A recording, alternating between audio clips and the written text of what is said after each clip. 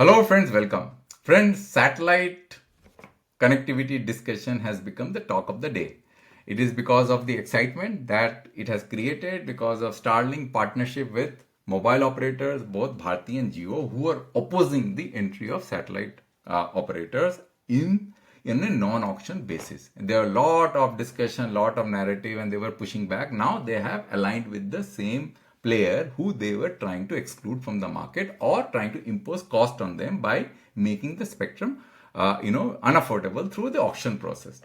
Because they have now aligned with a major player, Starlink, this discussion has become very interesting, and therefore the press as well as all stakeholders have started discussing different terms and conditions which are going to be imposed by the regulator and the DOT on the satellite operators. So, because there are a lot of speculation going on and the articles which are being thrown up in the newspaper, I thought of doing a video to remove the clutter in some of the articles which probably have not been projected properly. Because if you look at these headlines, which you see right here in front of you, it says that TRAI may restrict Starlink to mobile dark regions. Then it says that the spectrum challenge, Starlink may have a new India hurdle of 5-year spectrum allocation. Then another headline says that the Starlink services will be cheaper. That's okay. Center may set tough condition on Starlink. So let's go one by one and try to address each of the headline and see whether there will be an impact on Starlink company or not because of these constraints. Okay, that's the whole idea of this video. So let's go first on this headline. Starlink challenge, Starlink may have new Indian hurdle as TRAI eyes 5-year spectrum allocation. Now friends, before we understand whether this is going to be a hurdle to Starlink or not, let's understand how spectrum allocation is done in India for these kind of services. Now for mobile, terrestrial allocation is happening on an auction basis for a period of 20 years, right? But satellite is not going to be auctioned. It is going to be given on an administrative basis, and therefore, any kind of term year can be imposed on the license, can be imposed on the spectrum and it can be taken back. Now, whether 5-year versus 20 years, 5-year for satellite, 20-year for terrestrial is going to have a huge impact on satellite operators' ability to invest in the market or not. Let's look into that. Now, why 20 years? Let's understand this. The reason it is 20 years because when you are making investment in a terrestrial spectrum, then you have to put ground equipment to unlock the capacity of the terrestrial sector so as to empower you to deliver services, without which you will not be able to roll out services. What are these? You have to put towers, you have to put base station, you have to basically link them to optical fiber cable or microwave cable, and these are going to be distributed across the country, and those investments will take time before they can be fully recovered, right? That's why there is a period of 20 years. Now, let's understand whether Starlink's ability to invest in the market is going to get hampered because of this 5-year allocation period or not. So for that, friends, I am going to take you through a report which has been done by IIFL, right? So let me just go through. There are so many, so many. Let me just see where is that report, because just a minute. I'll throw that report. Let me pause. I'll pause my video and I'll get back to that report. Just a minute.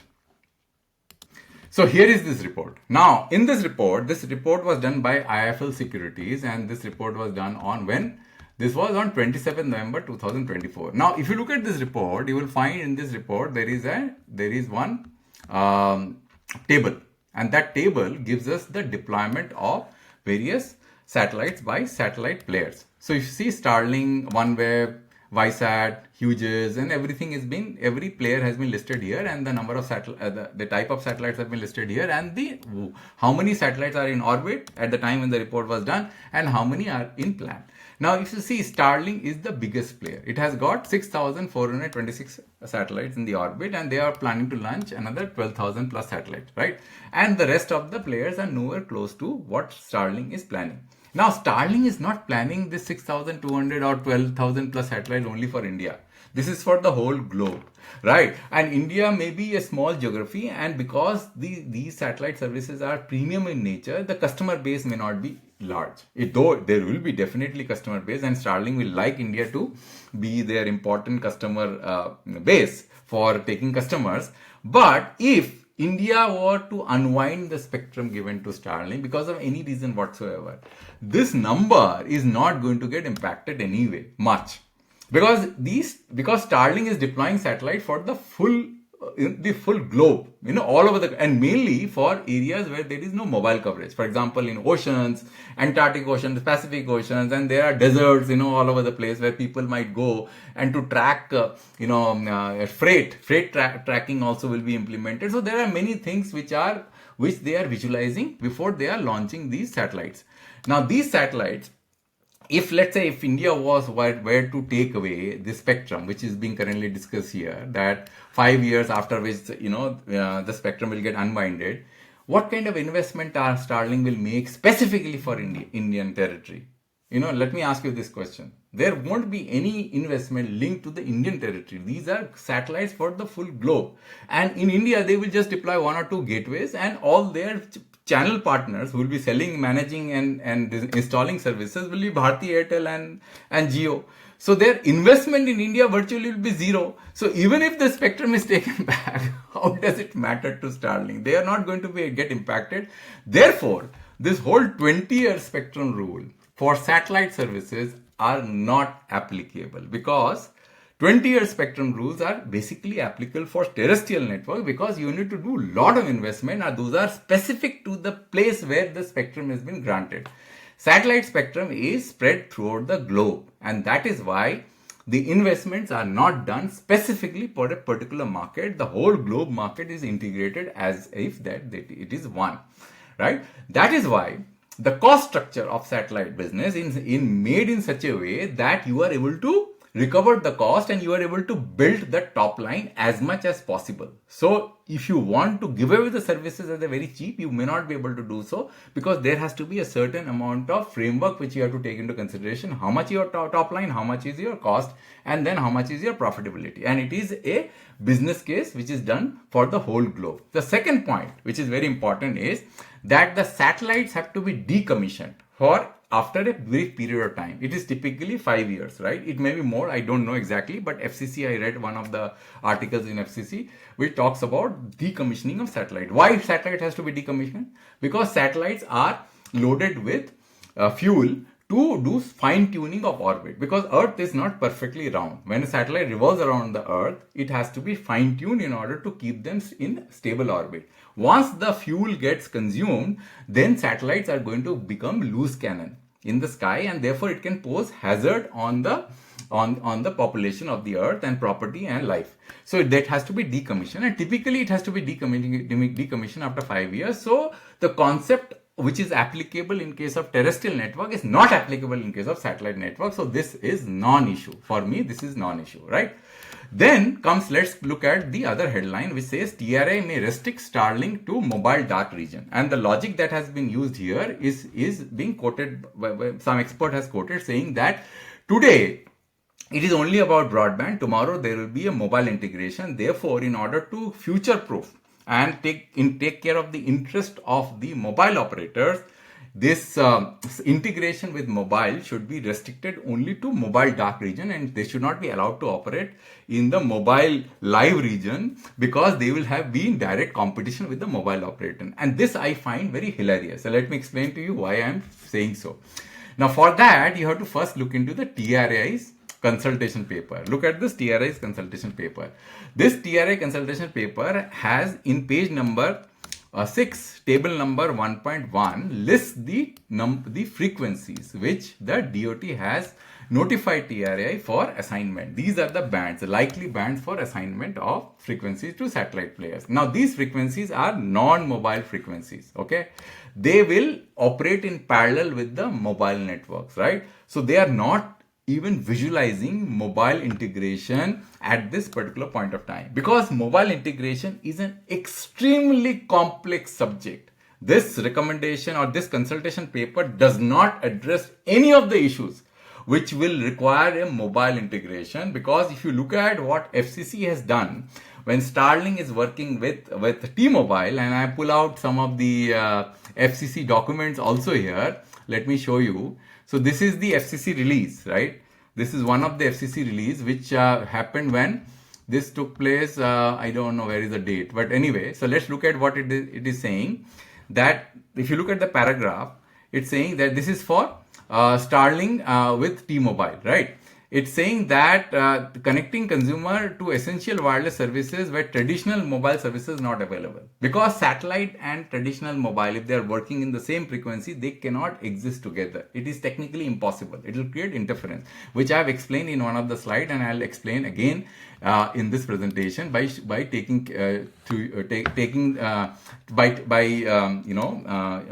that slide to you viewers. Just be with me a little bit.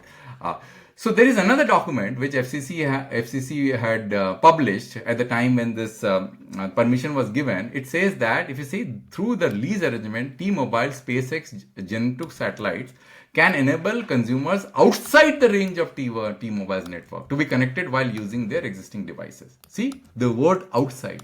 It is no longer visualizing that the connection between the Starlink satellite with the mobile, the commercial mobile, will happen within the coverage of the T-Mobile's network. So therefore, this whole point about restricting in a dead zone region is actually the reality. You can't operate in the area where the mobile coverage is already there if you are operating in the same band. And let me explain using one of my charts, which I have used in one of the video which I just recorded in the morning. So if you look at this chart, it says why satellite and mobile RF signals are incompatible. So here is a satellite and here are some base stations which are operating on ground. Okay.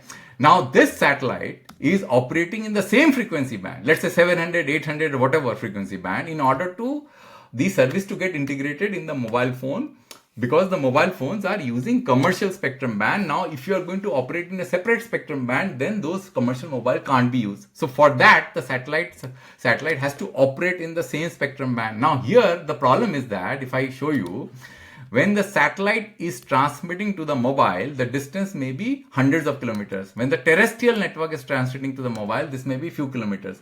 So the distance that is being traveled by these two RF frame, if they are working in the same area where the mobile coverage is live, then there will be huge interference here and there will be loss of efficiency.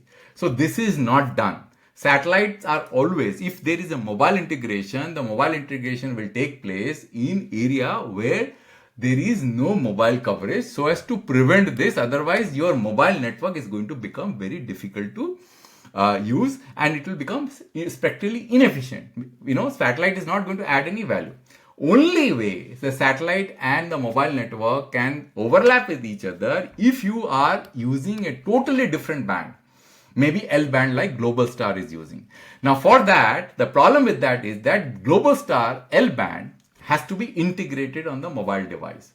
Now, unless Globalstar L band is throughout available in the whole globe, why would anybody make that integration? Therefore, commercial mobile integration with satellite is very difficult because you need to target the commercial mobile phone and the spectrum bands on which you are operating within the country. You can't target any other spectrum band. Otherwise, those commercial mobile phones are not going to work. And if you are operating in the same geography, this problem is going to happen and is going to make your existing services unworkable, right? Or lose efficiency on the existing services. Okay. So that's why this whole headline, which talks about that, you know, TRAI may restrict the Starlink to mobile dark region, is actually the right thing to do. Even if you want the mobile satellite integration to happen, that is way in future, because there are spectrum sharing rules, leasing rules have to be taken into consideration. India's mobile spectrum structure is incompatible to support this integration, as I have explained in one of my videos, because of circle level licensing. Because every circle has got a different spectrum structure, and in the neighboring operator may be using the same spectrum who may not have tied up with Starlink for giving the mobile integration. So in the border area, there will be interference, which I have explained in this presentation in one of my video, you know, which I can run and show it to you right now. So if you see here, this is the 900 megahertz band, and you see all the colors basically represents, and this is a simulation which is being running. You see channels are basically changing, and you see the border areas are different, right? Different operators are operating in different border areas on the same frequency. So this border interference is going to become such a big challenge that you can't even operate, right? In the mobile integration with the using the IMT spectrum, unless the spectrum is the same for an operator across the geography. Okay, so that's this article, and then we have the center may set up tough condition for Starlink, which is this article. So that is fine. If Starlink has to work in India, it has to take into consideration all the conditions which center sets for Starlink, and that I think is not a problem. So here you see what he's saying: center may set tough condition for Starlink for its operation in India, which I am absolutely fine with. Right, I have no problems with whatever condition that it works for our country. It does not put our country's whole security in jeopardy. That should be done, and that is what I feel is the requirement of the time. And I hope that you have understood these headlines, and anything that more comes out going forward as the TRAI recommendation is made available, I will come out with a new video and explaining the details as the recommendation comes out or more details comes out in near future. Thanks for listening. I'll come back with a new video next time on this topic, on the same topic or any other topic. Thank you very much.